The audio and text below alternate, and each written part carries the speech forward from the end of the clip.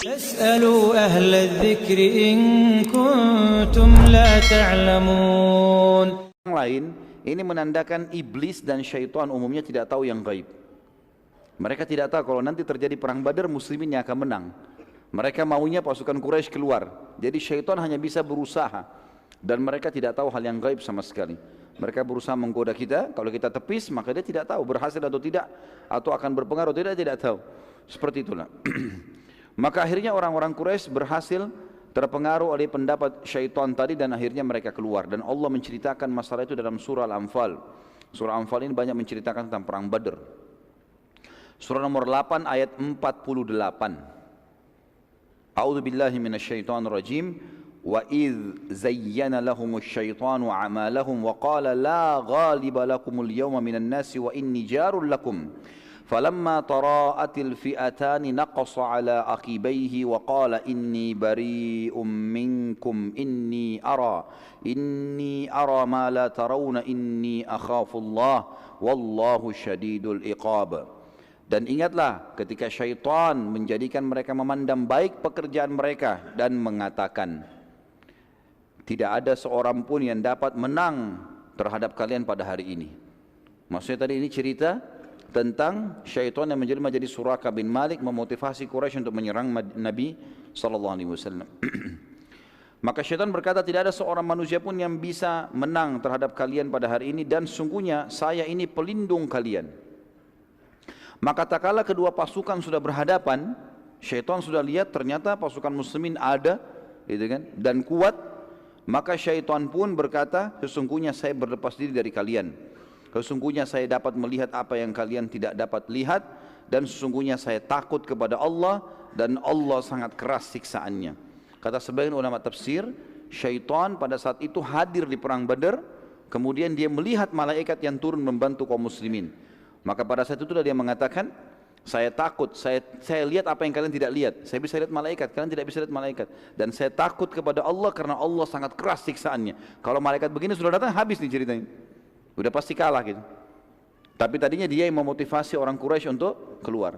Bayangkan sini teman-teman pentingnya belajar sirah nih. Jadi ternyata ayat ini kalau kita baca dan kita tidak tahu sebab turunnya, sebab kejadian, kita tidak paham nih.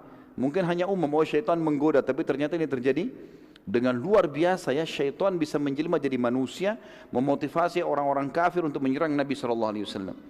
Dan ini sebab turunnya ayat, dan hadis ini hadis sahih menjelaskan tentang kejadian tersebut. Nabi SAW pada saat mengetahui Quraisy keluar dengan kekuatan 1000 orang, beliau SAW mengetahui kekuatan pasukannya hanya 313 orang, 314 dengan beliau SAW. Jadi ini cuma 30% dari kekuatan orang Quraisy kurang lebih. Dan perlu diketahui 314 orang ini niatnya bukan untuk perang. Makanya saya bilang tadi lebih sederhana.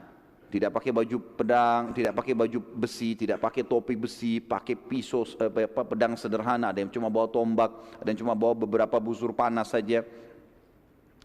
Pada saat itu jumlah sahabat tepatnya 313 orang, 314 dengan Nabi SAW, dan hanya terdiri dari 70 ekor hewan tunggangan, 2 ekor kuda dan 68 ekor unta. Setiap sahabat saling bergantian menunggangi unta mereka, dan yang sama sekali tidak memiliki hewan, maka sepanjang perjalanan mereka berjalan kaki.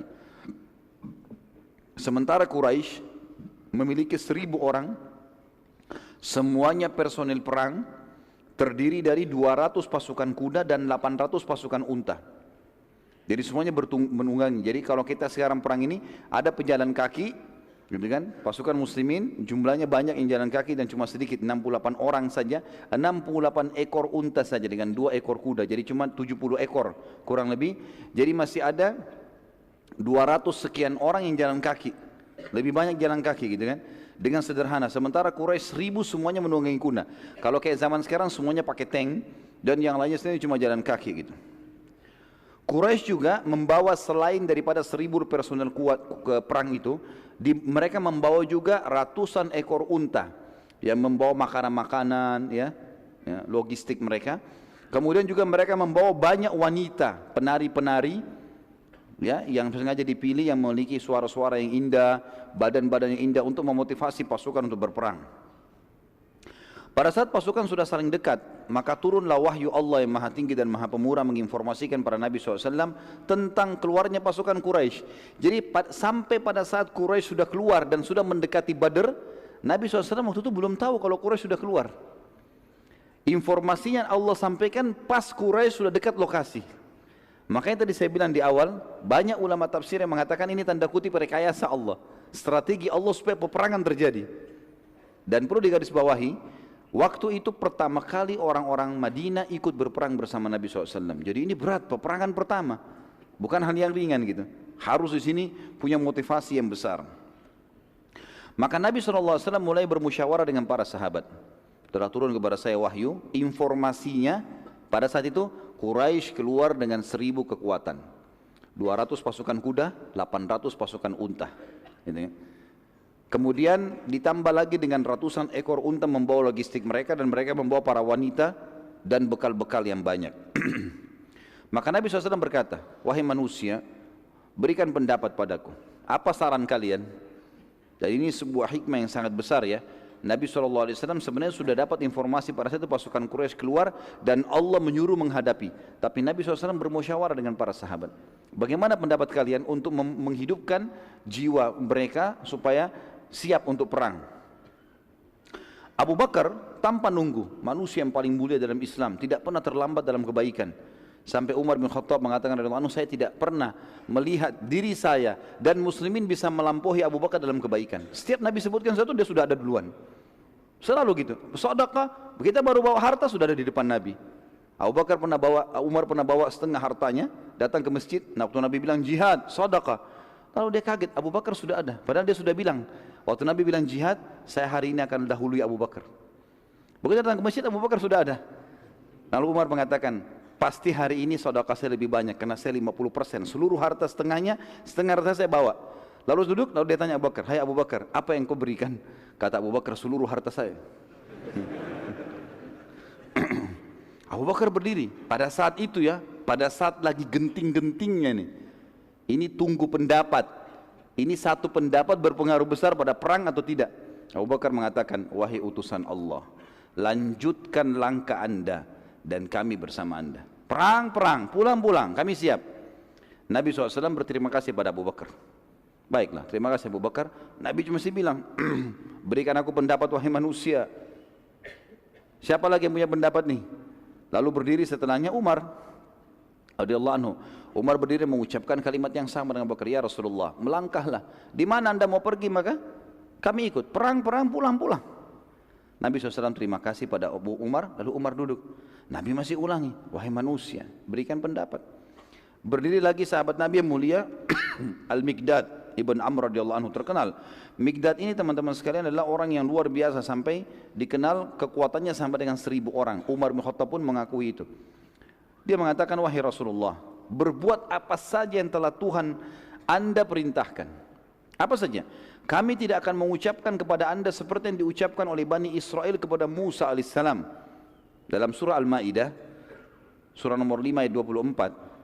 waktu Musa alaihissalam diperintahkan Allah suruh Bani Israel itu, waktu selamat dari kejaran Fir'aun, serang Palestina, rebut Palestina itu. Rupanya mereka tidak mau, orang-orang Yahudi. Apa kata mereka kepada Musa?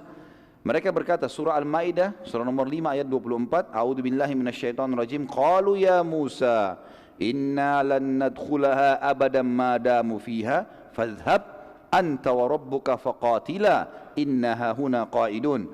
Mereka berkata, hai Musa, ini termasuk sahabat-sahabat Musa ya, berkata pada saat itu, kami sekali-kali tidak akan memasuki Palestina selama-lamanya, karena selama mereka ada di dalam Palestina, rupanya ada orang-orang yang asli turunan Yaman, mereka postumnya kuat-kuat, tapi mereka waktu itu menyembah berhala. Orang-orang Yahudi tidak mau masuk sana. Apa kata mereka? Pergilah kamu berdua dengan Tuhanmu hai Musa, perangi, kalau menang beritahukan kepada kami, sementara kami akan tunggu di sini. Kurang ajar sekali. Apa kata Miqdad radhiyallahu anhu, ya Rasulullah, kami jalankan apa perintah Tuhan anda dan kami tidak akan mengucapkan kepada anda apa yang diucapkan Bani Israel untuk Musa. Tapi kami akan mengatakan, pergilah anda dengan Tuhan anda dan perangilah mereka, sementara kami akan bersama dengan kalian berdua berperang. Demi Allah, wahai utusan Allah, bila anda membawa kami ke Biraqal Jimad, pastikan tidak seorang pun di antara kami yang berkhianat, pasti kami akan ikut. Perlu teman-teman garis bawahi, apa sih Biraqal Jimad? Kenapa Mikdad memilih kalimat ini? Biraqal Jimad, teman-teman sekalian, adalah sebuah tempat di wilayah Yaman. Antara kota Madinah dengan Biraqal Jimad ini ada 14 suku, semua suku jumlahnya ribuan orang, jadi ada puluhan ribu orang yang membenci dan siap memerangi Islam. Waktu itu jumlah mereka 300 orang saja. Apa kata Mikdad? Ya Rasulullah, kalau anda mengajak kami ke Biraqal Jimad, ya, ke sana, Biraqal Jimad ini tadi dari Madinah ke sana jaraknya ada 14 suku, ribuan orang, semuanya benci Islam. Kami lewatin satu-satu suku itu, kami perangin sampai ke lokasi itu, kami siap. Seperti itu bahasa, jadi luar biasa. Artinya jangan anda menyuruh kami berperang satu peperangan, 14 peperangan pun kami siap. Kalimat yang luar biasa. Kata sahabat yang merawikan hadis ini, sungguh Mikdad telah mengucapkan kalimat di perang Badar yang aku berharap aku yang mengucapkannya, karena kalimat itu lebih aku cintai daripada humurun ni'am, atau nikmat yang terbesar, gitu kan. Karena kalimat ini mulia sekali. Nabi SAW masih belum puas. Beliau berterima kasih pada kita lalu mengatakan, wahai manusia, berikan pendapat. Masih kurang kalau cuma 3 orang. Ayo, siapa lagi yang bisa pendapat? Ahli sejarah mengatakan, sebab Nabi SAW terus meminta pendapat karena semua yang memberikan pendapat dari Abu Bakar, Umar, Mikdad radhiyallahu anhu ini adalah